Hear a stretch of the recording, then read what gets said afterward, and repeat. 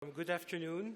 So my name is PG Forrest, and I was tempted to say the new director, but I have been there for a month now. So I am the director of the School of Public Policy at the University of Calgary, and it's a real honor to welcome you today to this very special event with Dominic Barton.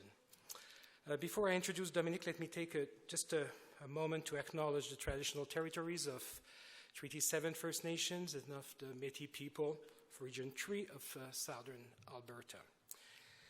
It's not easy to introduce Dominic Barton. As you all know, he's the global managing director of McKinsey, which is certainly at this time in history the most influential consulting firm in the world, with clients ranging from the largest corporations to the smallest startups, and from the governments of superpowers to the Vatican. One of our common friends wrote me last night about Dominic, and I quote his very long email. You'll see, he's very friendly, unbelievably bright, and behind his cordial and open demeanor, he's one of the most focused and tenacious person I know. When you look at his resume, you can see Dominic has first built his reputation in Asia, notably in the aftermath of the Korean financial meltdown of the late 1990s, and later on in Shanghai.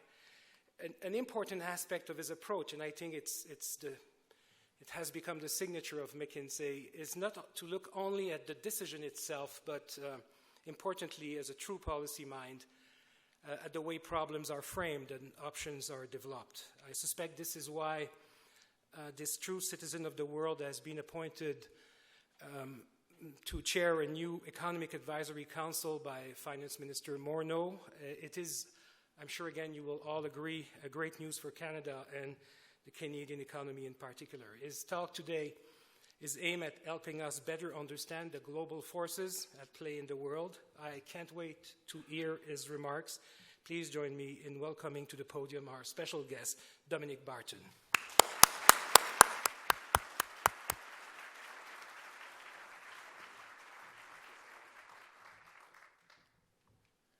Thank you so much, PG, for welcoming me here. Think about Rob Ritchie's here. Where's Rob in the group? Rob, we never talk about our clients, but my very first client in the firm when I was in Toronto was CP Rail, and I used to be petrified of speaking to the executive team of CP Rail. Literally like couldn't say anything. And one of my mentors at the time used to always, before the speech, because he knew I'd be terrified, would hand me a little note, which I thought would be about the content. It was usually some outrageous joke, just to kind of relax me through it. So anyhow, it's good to see you here, Rob. But it's wonderful to be here. This is a really important city in an important country in the world. And there's obviously a lot of things that are going on. And I think the need for public policy thinking and how we do it in the world, but also here, I think there's never been a more important time. So it's wonderful to be here as part of the public policy school. What I wanted to do is just give a bit of a overview of some of the forces that we see at work in the world, because I think it's very difficult to talk about leadership and what you do unless you have a good sense of kind of the landscape of what we're going to be dealing with as we look ahead. And the basic headline, I would say, is that over the next 15 to 20 years, I think we're going to see and be living in some of the most exciting times in human history. And that's a pretty outrageous thing to say, but I do believe in a sort of a 300-year time frame. This next 15 to 20 years is going to be noted for a long time. And it's because we've got this confluence of four very powerful forces, particularly two that I'm going to spend more time on. And they have very big implications for all of us, all organizations. And we need to, whether we're businesses or in government or NGOs, whether you're the Catholic Church, you have to deal with these or you are going to become irrelevant over time. There's just so much disruption that's occurring.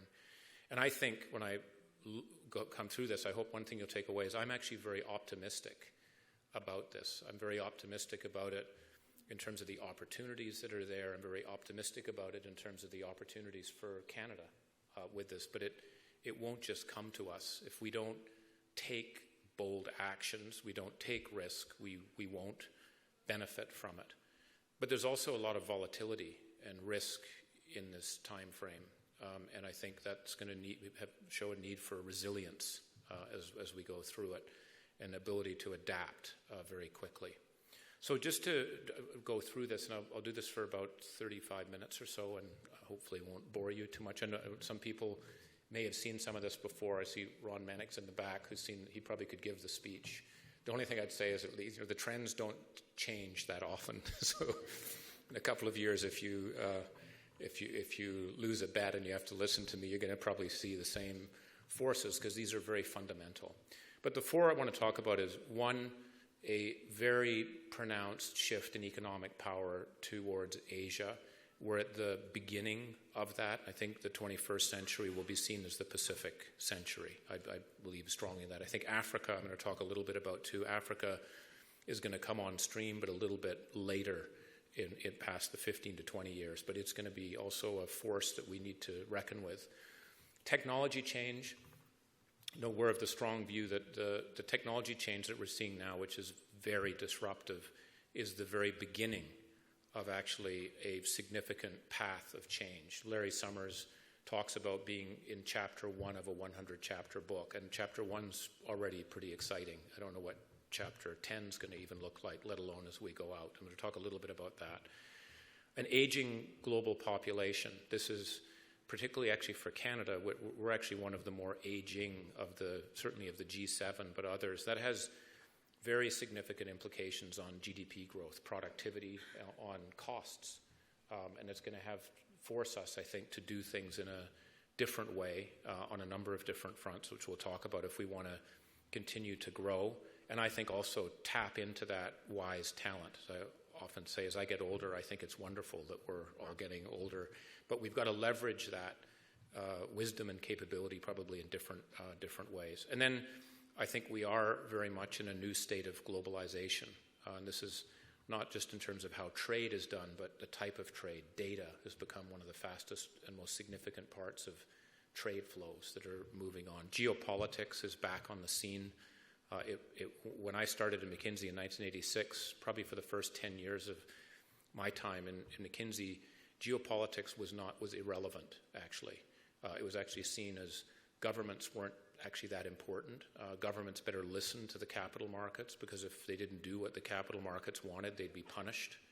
To me, the epitome of that, again, was when George Soros took on the Bank of England in 1992, and a single hedge fund entrepreneur, if you will, defeated the Bank of England, forced them to devalue. And that was sort of the epitome, if I could call it, of capital markets. I'd say the last 10 years have been dramatically different. Geopolitics does matter. And many of us in business don't realize that, it's not a nice probability curve, that if something happens in Iran or something happens in China, you just move down the curve. It's 1 or 0. It's not a smooth part of the curve. And are you therefore ready as an organization to deal with it? So those are the four forces I'm going to talk about. I'm then going to, once I go through them, talk about some of the implications for organizations, businesses, governments, NGOs. I think everyone's going to be affected by this. And then I think some of the imperatives for Canada as we look ahead. And if I might even say for Alberta, where I think, again, there's lots of opportunity to be seized from this. So let me start first with the economic power shift towards Asia.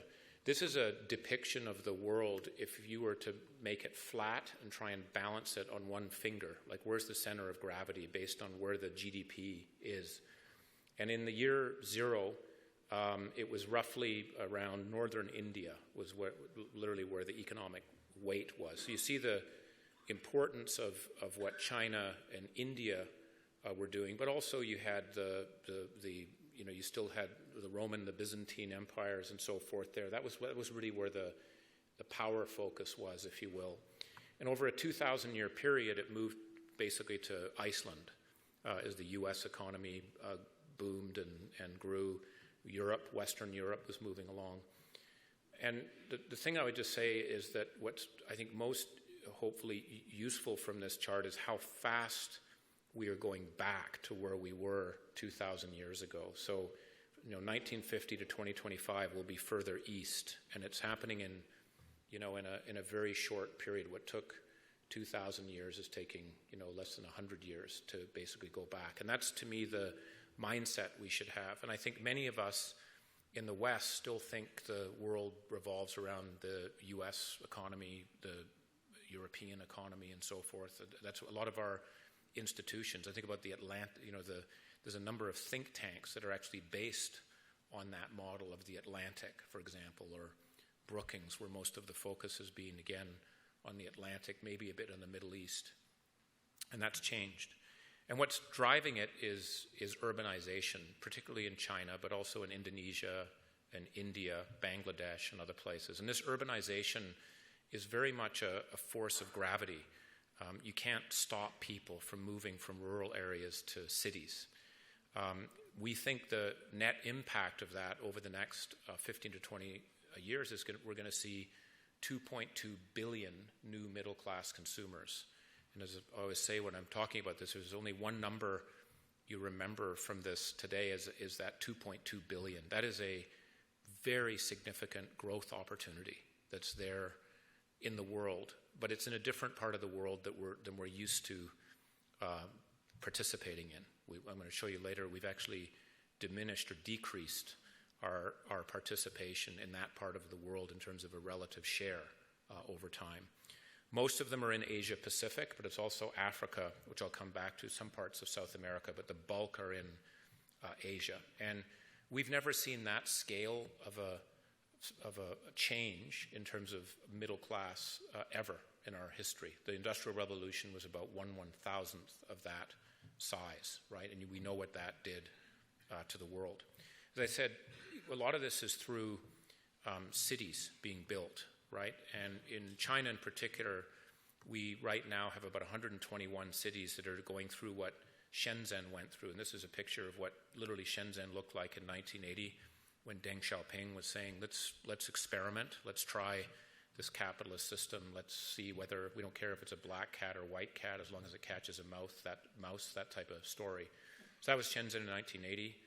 That's that same place literally in 2014, right? And that's 121 cities, that's just happening. And it doesn't matter if there is SARS or H1N1 or whether there's a great financial crisis, those people are moving into the cities. In China, it's about 20 million people a year that are there. So in 2 years, we've got basically Canada moving into the cities, right? That is going to continue for at least another 10 years. China's only 55% urbanized, so they're going to be spending a lot more money on infrastructure.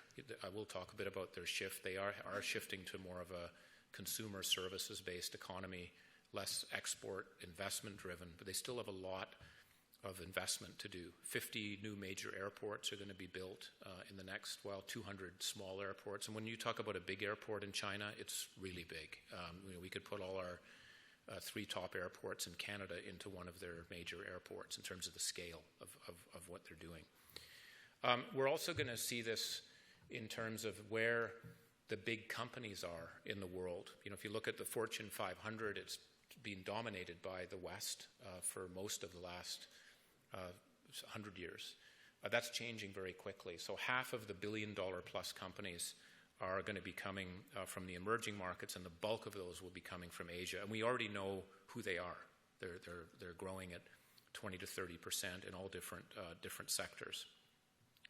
We think cities are going to matter a lot, even more so than what countries are. So as I said, we don't think about China as one country. We think about it as 22 clusters of cities. And they have very different buying behaviors, the consumers there. There's actually quite different regulations. The leadership and the mayors in those places operate in quite different ways. And so you need to think about where we focus. And so again, there's 315 cities that are going to account for a good chunk of the 50% increase in global growth over the next 15 years. And again, we know where they are. It's not magic. And I think this is the question of what sort of relationship do we have with them? Are we focused as businesses, large and small, in looking for opportunities in those parts of the world?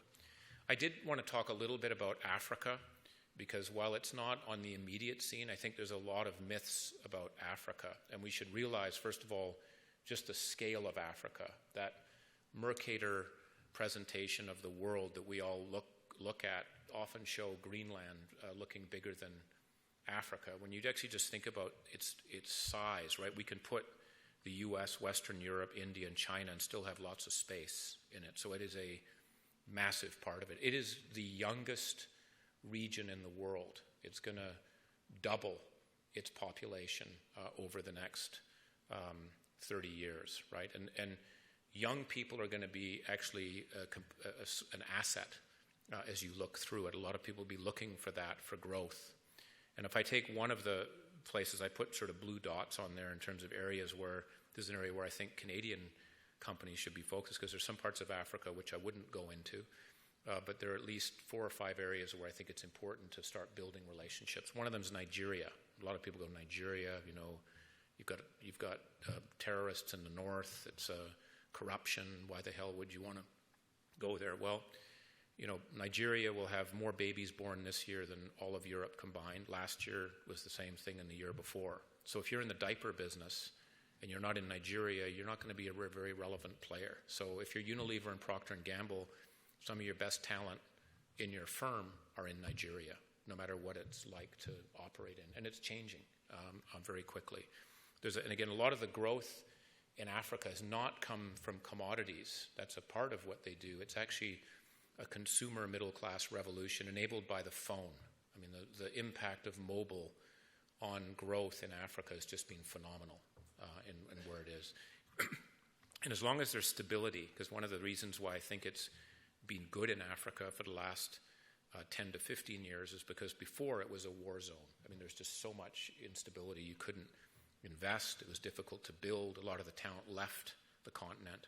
You're now seeing talent, in fact, coming back into the region. So it's an area that I think we should think about as businesses, but also as a country, because Canada's actually had a long-standing previous relationship with this region, and it's going to become more important over time. So those 2.2 billion middle-class consumers are going to want to consume like we all want to consume, hopefully more efficiently, but they will. And we're seeing this in vehicles. We're seeing it in airplanes. I mean, every sort of asset class, if you want to say, that you can look at, we're going to see significant growth. Ag food is an area that I'm going to spend a little bit of time, because I think it's an industry that is not given enough attention, particularly in Canada. It's kind of, ag food is, it's almost on the spectrum seen as a bit, backward. We really want to move from agriculture to the other areas. I think that's wrong. I think ag food is going to become one of the most important industries in the future, and that's because those 2.2 billion people want to eat like we do. And so we're going to see very significant demand, and this is why you see China right now buying up anything they possibly can that has related to food, and it's for food security, because if they don't have food security and you get food price inflation over 10%, if you look at their 5,000-year history, you get revolution. So the thing they worry the most about is food inflation and where it is, and that's why you're seeing a lot of activity on that front. I took a picture of this a few weeks ago when I was in Australia, because I was at there's a group called the Asia Business Council. It's made up of CEOs and owners of businesses that are from Asia or do a lot of work in Asia. And there was an Australian CEO there from an ag food company who was telling me about infant milk formula, and said they can't keep their shelves full because of the demand from Chinese consumers. And he said, there's a restriction. And I said, that's BS. You're exaggerating. And then he said, well, it's true. You should go down there and see it. And I said, well, that's interesting. Why do they come to you? And they said, because of its high quality, safe product, people want to see it. And they go to 2 places. They go to Australia and to the Netherlands. And I said, well, what about Canada? Most people think I'm an American. They're saying, why do you talk about Canada? I said, because we've got amazing dairy farm. I mean, I grew up in a dairy farming area. said, well, you guys don't, you don't trade. You have a thing called supply management. You don't trade, so you're not even in the picture. So anyhow, when I was down there in Australia, sure enough, this is a Woolworths store. The quantities are limited to 4 units per customer, and guess who's buying them, right? And if it's the only duty-free store I've seen in the world, in Melbourne and the Sydney airport, where you do see this, but it's not prominent. Alcohol and perfume and chocolate, you see infant milk formula is actually in the duty-free store on the way out, right? Again, with limits on how much you're allowed to take out. So again, I use this just as a tiny example of where there's opportunity for what we do. In Canada, by the way, we import 20,000 tons of infant milk formula, which is kind of ironic, I think. Those, again, areas that we need to look at.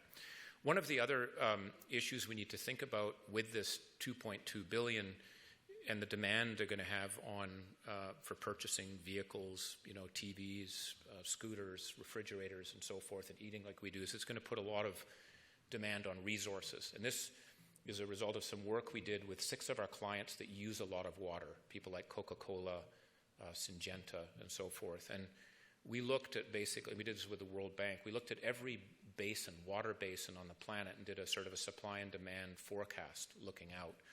And assuming the same level of technological innovation, which has actually been pretty good, if we consume in a similar way, this middle class that's coming in consumes like we do, even with improvements in technology and the usage of water, we're going to have a 40% excess demand for water than supply in 2030.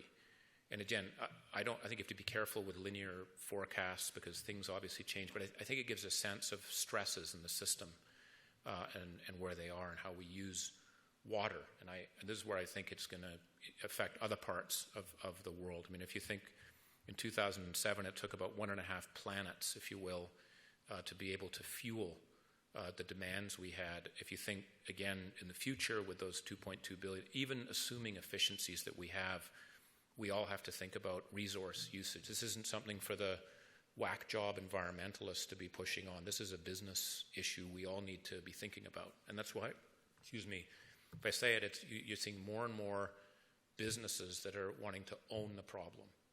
Paul Pullman at Unilever, when he became the CEO, said, my objective is to double our profits in the next 7 years and half our carbon footprint, which kind of some people are like, why are you talking about that? He said, that's because they two go together for us to be able to do it, and so he pushes on it. So anyhow, I think this is going to be an issue we're going to have to deal with. So I hope that just gives a bit of a picture of the economic shift just from Asia, urbanization in particular, somewhat in Africa. That's where there is a lot of growth, and we need to be looking and making sure that we participate in that growth over time. We're currently right now more positioned on a north-south side, and the U.S. will always be an important market, don't get me wrong, but we need to be pivoting, I think, much more to this part of the world.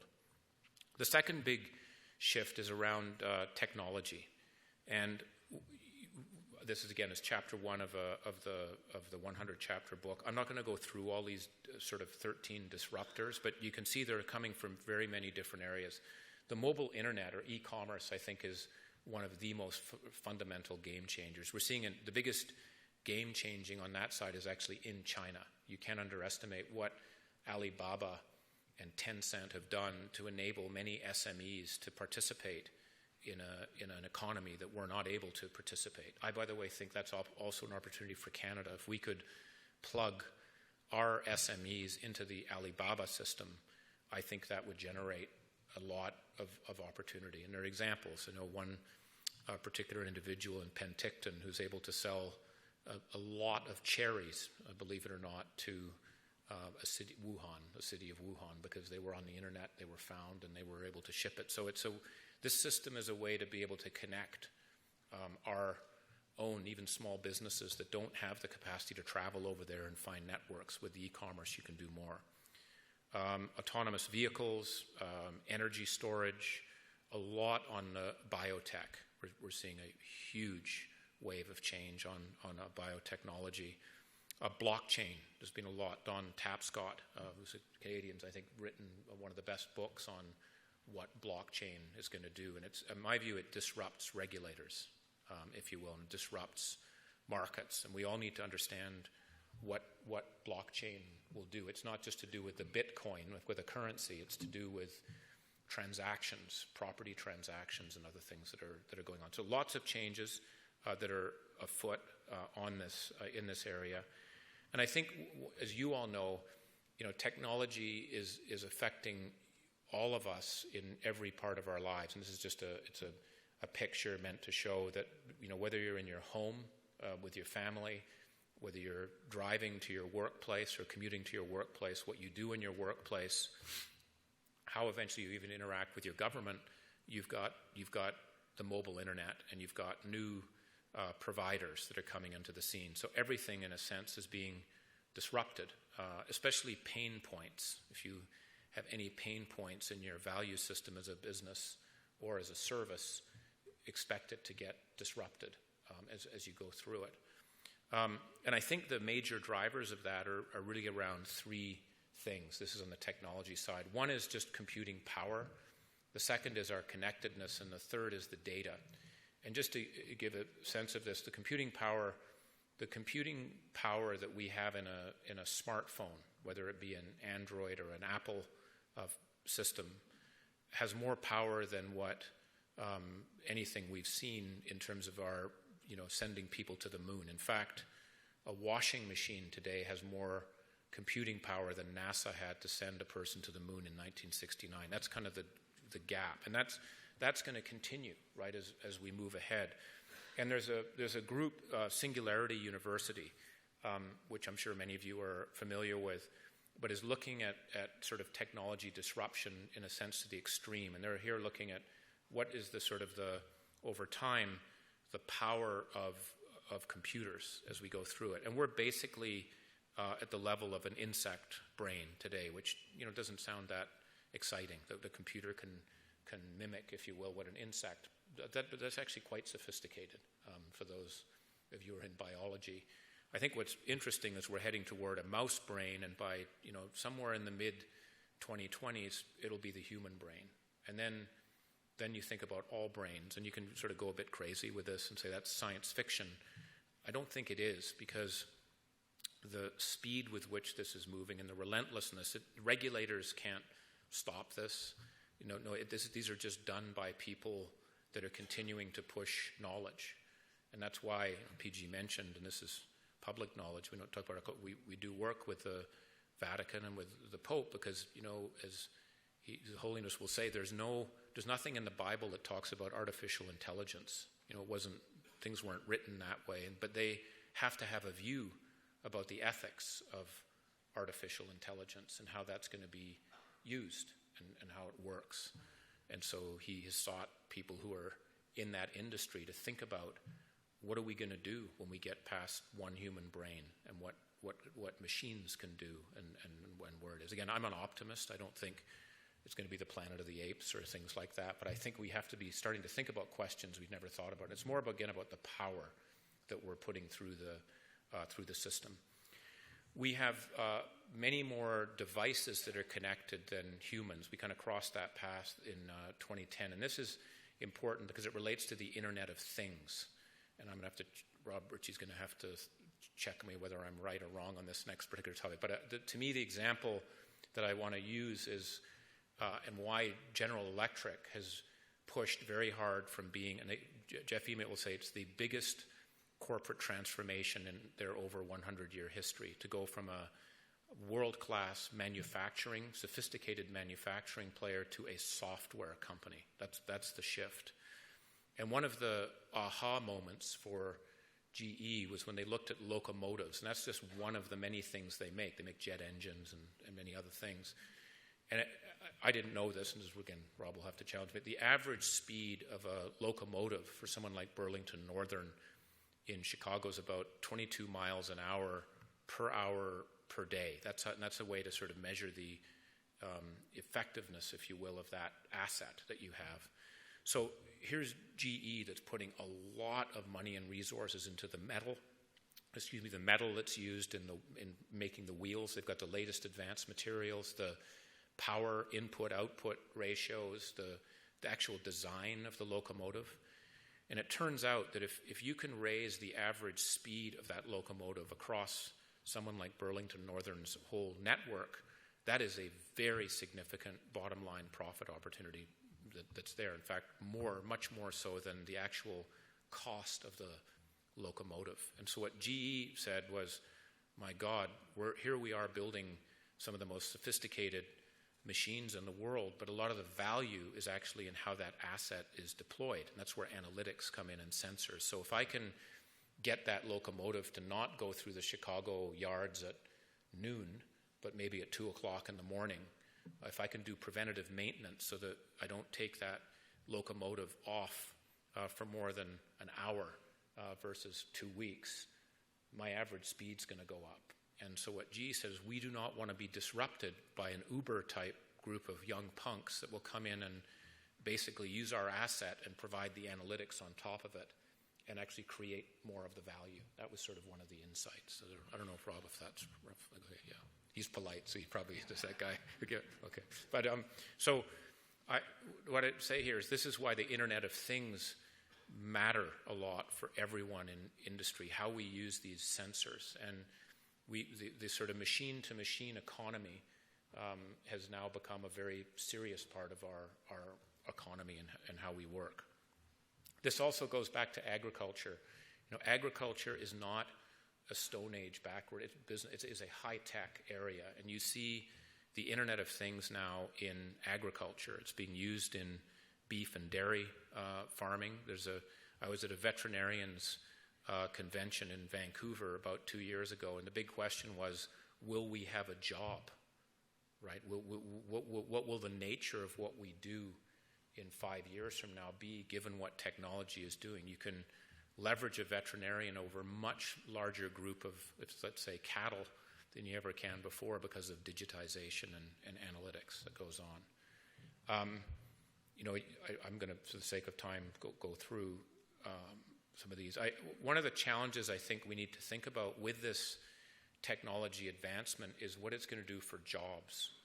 And this is just an illustration, but if you were to look at the big three in 1990 in the United States, that was the three auto players, General Motors, Ford, and Chrysler, revenues of about $250 billion, employing about 1.2 million people, and with a market cap of about $36 billion. You look at the big three today, Google, Facebook, and Apple, you've got revenues that are larger. These are real revenues, not implied revenues or expected revenues. It's cash, 328 billion. A market cap which is just multiples above what we saw before, but about a tenth the number of jobs.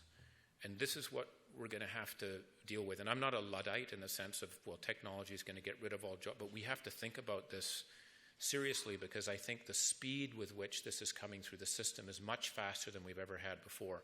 And if I just go back to that driverless car, we have in McKinsey we need a lot more advice than we give out, because we don't take our own medicine, I've discovered. And so we have an advisory group, and we were meeting in San Francisco 2 weeks ago, and we had a venture capitalist, one of the partners in Draper Fisher. These are the people that have invested in Tesla, have invested in SpaceX and a whole range of biotech businesses, and then one of the entrepreneurs from Autodesk that were there. We were in San Francisco. They came up from the Silicon Valley. They both drove up in driverless cars, so that I didn't actually know that you were allowed to drive on the highways, but you are. They weren't allowed to drive in San Francisco with it. But they were literally working on their PC while they were driving up till they got in the city. And the guy, Steve Jurvetson from this Draper Fisher, basically said the thing that, and he's an optimist, he loves technology.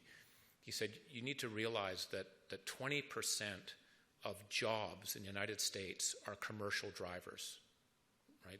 So truck drivers, taxi drivers, Uber drivers. And he said, what worries me is that I'm not worried about the children of those commercial drivers, because I think they'll learn, they'll adapt, the system will have to change, they'll be able to find a role. I don't believe that those commercial drivers are going to be able to adapt to be able to work. And we're talking about 20% of the jobs. And that's the thing I think we have to look at. And that's why on the growth council that we're looking at, it can't just be about GDP growth or GDP per capita growth. It has to also be about jobs, right? We have roughly 17 million jobs in this country. What is that going to look like? We can actually forecast that over the next 5 to 10 years. Not precisely, but we know the rough lines. How are we going to ensure that we have high-paying jobs, if you will, in this environment, which is moving at a pace that we haven't seen? And that's something I think that we've not had to grapple with. And our education systems, if you don't mind me saying, I don't think are up to snuff to be able to keep that moving. I think education institutions are very difficult institutions to change.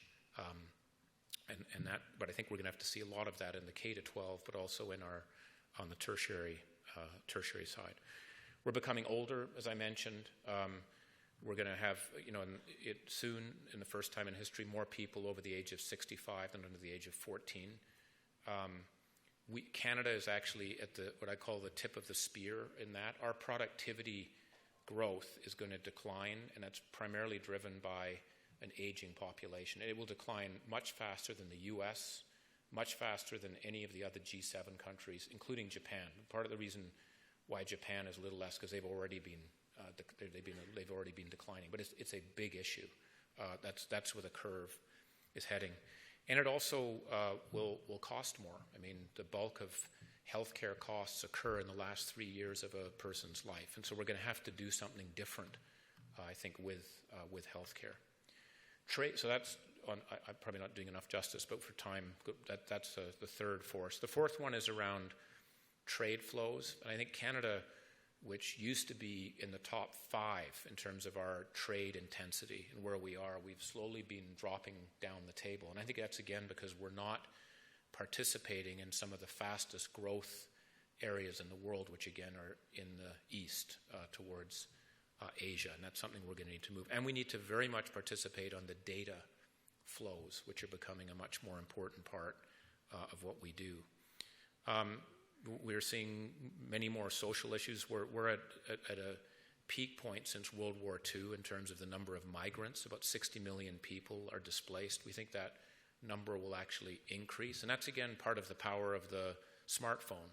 If you are in Aleppo and you see what it's like for people to be living in another part of the world, or if you're in the Sudan, you can actually see what life is like and are willing, if you will, to take the risk that you want to be able to move. That's going to continue. And then geopolitics, as I mentioned, is now a major issue. So with those 4 forces, what are some of the implications for organizations? One thing I look at is for business, it means that the sort of average lifespan is shrinking as the clock speed of the world goes up. So in 1935, if you were in the S&P 500, which is, again, not a great time of year or in our history to be on that group, we were in the Depression period, your average lifetime was 90 years. It's gone down to 18 years in 2011. Our recent estimates suggest it's about 15 years, right? So the importance of renewing yourself and innovation as an organization has escalated. And I say this many times. For McKinsey, this year is our 90th anniversary. So I worry like hell about this because we have no God-given right to be around. There's no law that says we have to be around. And there are many very good disruptors that are out there that are doing things at lower costs and more effectively. And if we don't embrace it or figure out where it is, we'll be gone. And so that's something that I think we all need to think about as organizations is renewing. And I think the most challenging thing is for successful organizations to deal with this because most people don't like change, especially if you're doing well. And I think about one of the conversations I had with Mike Duke at Walmart. It was in 2010. And one of the things I do in this job, because I joined McKinsey to do external work, I'm not reliable enough anymore to do that. But so the only way I get it is I have a rule of seeing 2 CEOs or government leaders a day. I've done that for 8 years. And so I saw Mike Duke in that context. It was in Bentonville. And in 2010, Walmart was very much riding the high. I mean, this was the number 1 retailer in the world. Unbelievable profits, the innovation on retail. And I asked him, I said, what are your top 3 issues? And he said, in classic Walmart, he said, you tell me your first 3 first. I said, okay, technology change, emerging market power shift, and aging population. He said, my issue is technology. He said, because right now in 2010, 6% of my sales in stores are being competed against on the internet, but 40% of those products, people look at the internet before they come in and buy in my store. And I think that trend line is going to change. And so I have to turn a very successful retailer into a technology company. And he goes, you don't know how difficult that is, because when you're very successful and I talk about that with my people, they look at me and say, what the hell are you talking about? I mean, you read any magazine, business magazine, we're out there. I mean, and mobile internet had not hit. We're still in the PC land, but this was a strong conviction. He said, in case you haven't noticed it, Bentonville is not a place, it's not the mecca for coders. There's not many people coming here to do startups in Bentonville, maybe shoot ducks, but not do that. And we need to think about where we're located and what we do and challenge our orthodoxies. And you move that film forward to Doug McMillan, who's the CEO, who's doing an amazing job, who would say, and I asked him, what did he wish was done faster before? And he'd said, when Mike used to tell us about moving and we thought he was crazy, I wished we moved much faster, because you now see Amazon that is now a fundamental competitor that's come on the scene. So it's difficult for organizations to deal with that, but we all need to. And we have a lot of orthodoxies in business, in NGOs, in government. And if they don't get challenged or changed, they will be. That's sort of the inevitable shift of it. So if you're a business, more specifically, we think you need to think about growth in a much more granular basis, because there is growth out there. I don't pay much attention anymore to the IMF and World Bank figures, whether they've lowered the rate to 3.4%. It's pretty depressing where that is.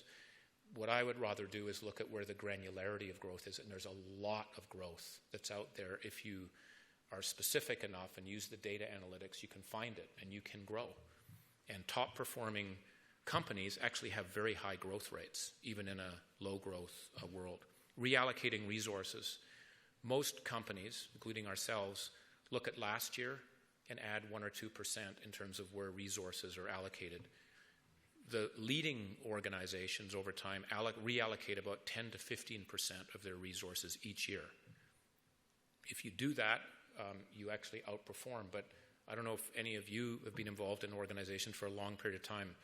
There isn't a lot of propensity to see business units come forward and say, I'd like less capital and less people next year. I'd like to give up something. I've never seen it. So it takes a lot of courage. And I think the same is in government. The way we're formed and the ministries that we have and where we focus our resources, are those really set for where we need to go as we go forward? But it's very difficult to change that, but it has to be. So resource reallocation. Digitize.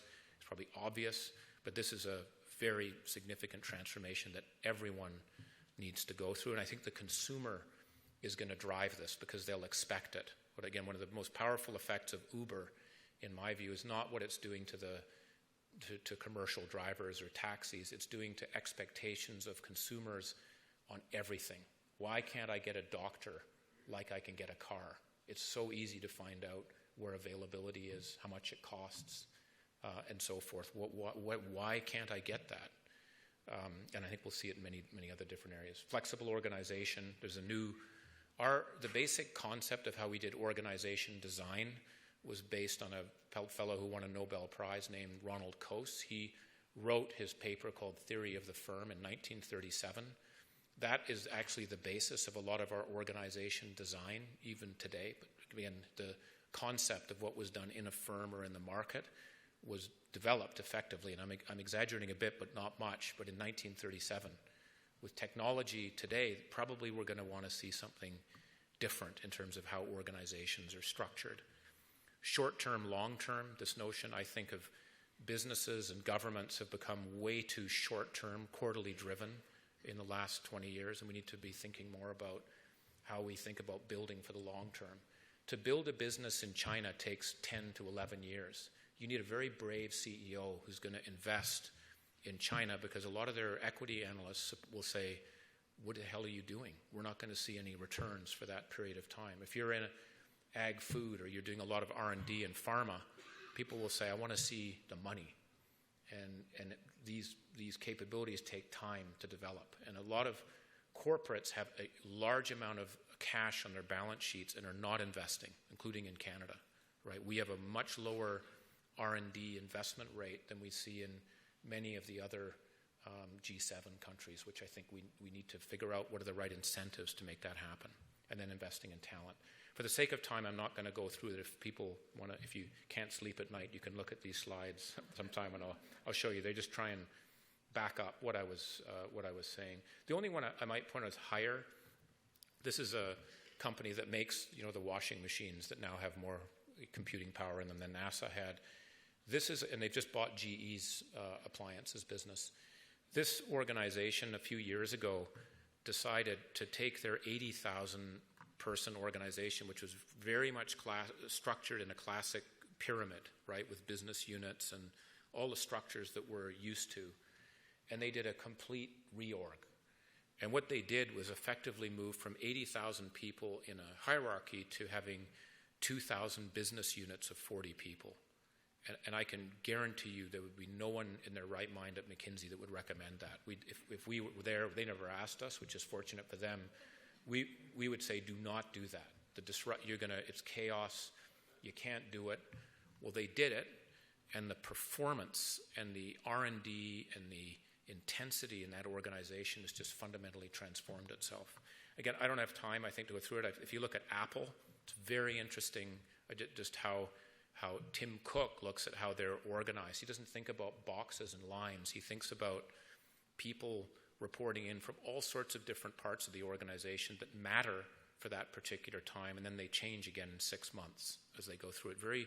They're not looking at Ronald Coase. Ronald Coase is a great person and thinker, but they're looking at the new way in which you can drive things. I do want to just talk a bit about this job issue, because one organization that inspires me a lot is AT&T in the U.S. They are the biggest single infrastructure investor in the United States, which says something. And Randall Stevenson, who's the CEO, is probably one of the most hardcore capitalists I've met. I admire him for what he does, and he's trying to drive stock price up and so forth. But he's also a leader that actually cares about the environment or community that they're operating in. And one of the things he said is, because of this technological change, and they're very much in the front end of all of that that's going on, is a large portion of our workforce will no longer be relevant. They have the equivalent of the commercial drivers going on there. And he basically argued that 60,000 of the 230,000 employees over a 7-year period will no longer be fit for providing the type of capabilities that they need. In a classic way, what we'd say is, well, he probably should fire those people and either hire new people or do a restructuring. What they're doing instead is saying, no, we want to retrain our employees. And they've developed a system with Georgia Tech, with an internet education service to provide capability building for a cost of $200 a month. So they're not doing a classic education program. They're designing it for them. You get medallions, actually. You don't get a certificate. It's a medallion. And if you do the programs and the courses, you will have a job. If you don't want to do it, you won't. But there's a notion of owning it, which I think is something that's quite significant. And that's where I think we're going to have to see more of, because it's bite-sized education. It's not people going away for 2 years or 1 year. It's doing it on a monthly basis to be able to get capabilities. And we're going to have to see that type of thing, I think, happening.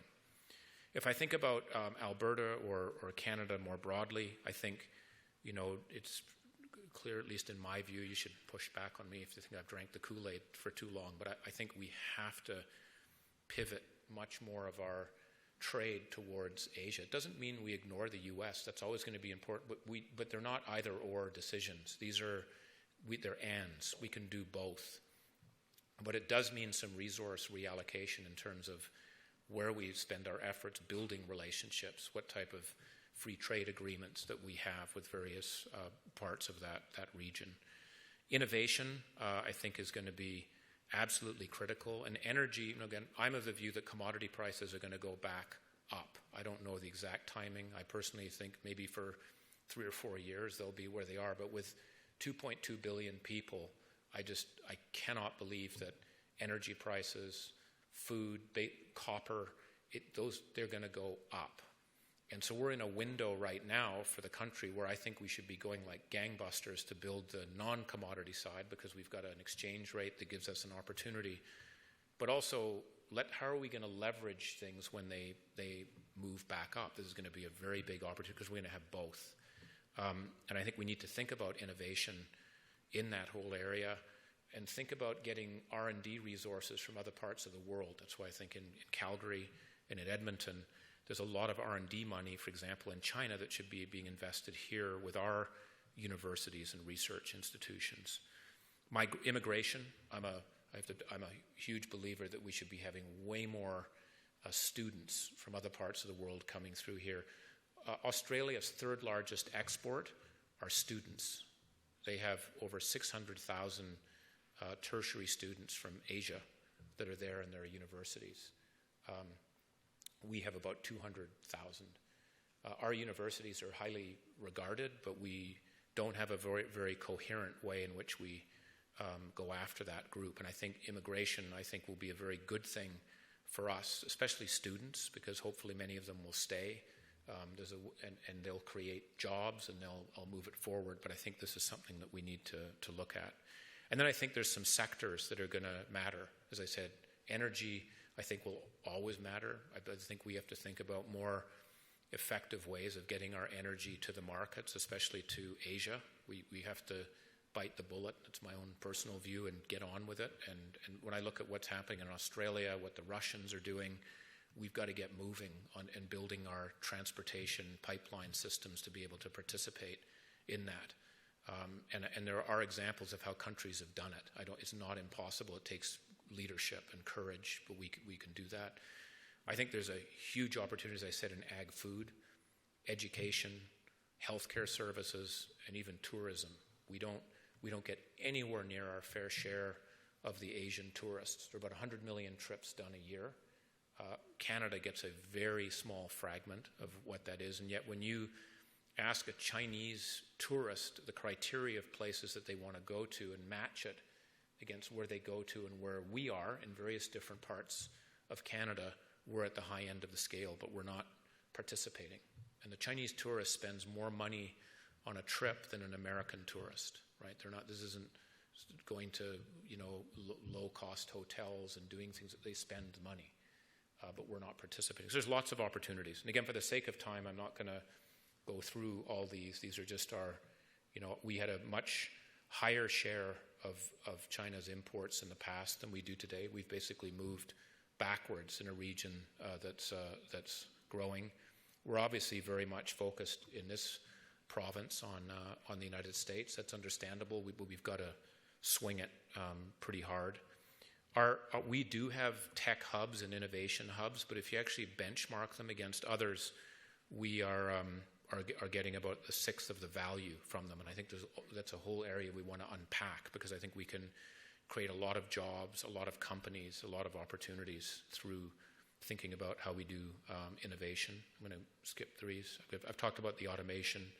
And I think, again, on education, if you look in Canada and you ask youth who've gone through their tertiary education system, did they feel prepared? 44% of them will say they are. If you ask the employers, 34% of them will, but the providers, that's the university. This is an attack on universities, by the way. I know I'm a guest of and I'm a big fan of universities, so you kick me. But 83, they think they're doing a pretty damn good job of where it is. And I think we need to be thinking about how we match better what's needed to what we have. And I think, again, I'm a big fan of the Canadian education systems, the universities that are here that are world class. But it does mean, like other organizations, we're going to have to innovate and modify to be able to deal with what we're doing as we go ahead. And as I mentioned, immigration, I think, is a very significant opportunity for us. Foreign direct investment is another one. It's very interesting when we talk to large companies around the world, and you talk about Canada as an opportunity. There's a very good feeling that people have about where Canada is, but it's very interesting when you ask a lot of them about, okay, where do I go to be able to get a decision made about where I'm going to locate and do it? And it's a very complicated process. And if you compare it to other countries, they're typically smaller, but you look at someone like Singapore with their Economic Development Board, which would put Procter & Gamble to shame in terms of how they market the country and segment it and put resources to attract investment. It's an order of magnitude different. And we can fit Singapore very easily inside of Alberta. They don't have the resources. They don't have I would argue, the capabilities that we have, but they've decided to go after it. So I think foreign direct investment's another one where we can do more and get more of the global supply chains in Canada as opposed to other places. So again, I think let's remember there is a very large consumer market out there. Our estimate is we're going to need 76 Procter & Gambles to be built to basically meet the needs of the Asian middle class over the next while. That's a pretty big number because trillions and billions don't mean much, but you see the companies that are there. Our natural resources, we just think that will be there and is going to increase. Let's think now about how we can leverage that and get our products to market. Ag, food, education, tourism, technology and innovation. We could do much more if we even cut our value gap by even half. That would be a massive increase for us. And then infrastructure. Even our transportation infrastructure is not at the level it needs to be able to participate in this world. So I've talked for too long. I'm going to shut up there. I hope that's just given a bit of a picture of these four forces which we think are going to make this next 15 to 20 years an unbelievably exciting time. Again, I'm an optimist. That means change for everyone in terms of how we operate, but lots of opportunities for Canada, for Alberta, for individuals, but we have to be thinking about our resource reallocation and focus to be able to capture it. And if we don't, we're just going to be left, I think, further and further on the sidelines as other countries take it. Thank you very much.